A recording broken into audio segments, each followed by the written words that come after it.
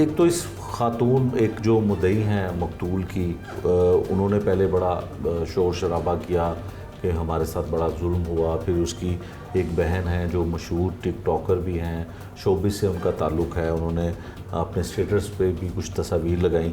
تو کیا حرکت میں تو یقیناً پولیس آتی ہے جب اس طرح کا واقعہ ہوتا ہے؟ کیا انویسٹیگیشن کیا کہتی ہے، معاملہ ہے کیا؟ السلام علیکم.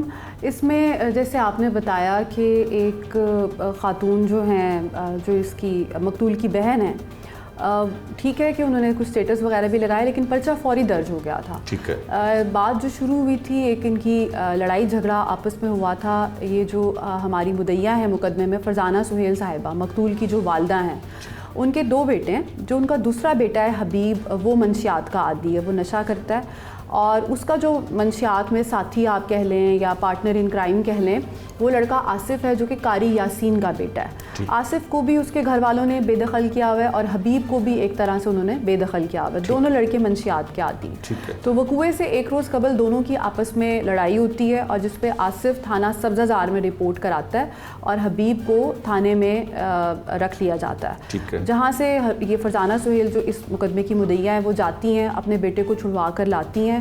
جب وہ اپنے بیٹے کو واپس لا رہی ہوتی ہیں، ساتھ ان کی یہ بیٹی ہیرا راج جو اس پورے وقوعے کی چشمدید گواہ ہیں، یہ بھی موجود ہیں.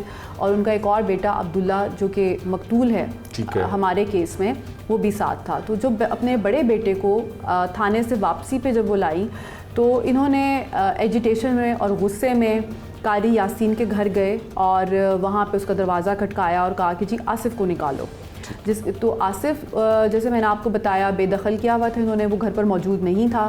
تو ان کی وہاں پہ آپس میں لڑائی ہوتی ہے جس پہ ان کی طرف سے فرزانہ صاحبہ کی طرف سے حبیب ہے اور ادھر سے ان کے جو بیٹے گھر پر قاری یاسین کے ساتھ رہ رہے ہیں، 2 بیٹے اس کے ساتھ رہتے ہیں، فیصل اور عاصم، وہ شامل ہو جاتے ہیں.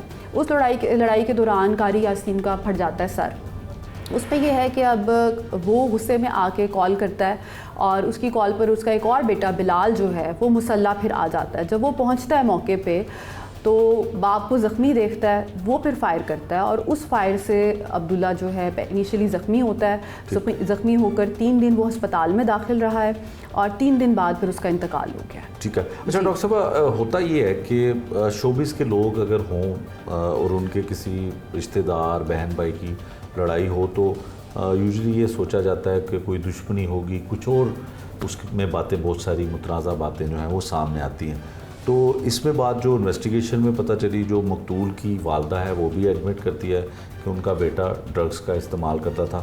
تو قتل کی وجہ صرف نشہ کرنا ہی تھا کہ آئس کا استعمال کرنے کی وجہ سے ان کا جھگڑا ہوتا تھا یا ہوا تھا، یا کوئی پیچھے بیک گراؤنڈ میں کوئی اور بھی بات ہے، یا اس ماڈل جو بہن ہے مقتول کی، ان کا بھی کوئی غصہ ان کو ہو سکتا ہے، ملزمان کو کوئی ایسی چیز سامنے نہیں، ایسی کوئی چیز ہمارے سامنے نہیں آئی. وہ ماڈلنگ ہے، جو بھی ان کا پروفیشن ہے وہ ان کی حد تک ہی ہے.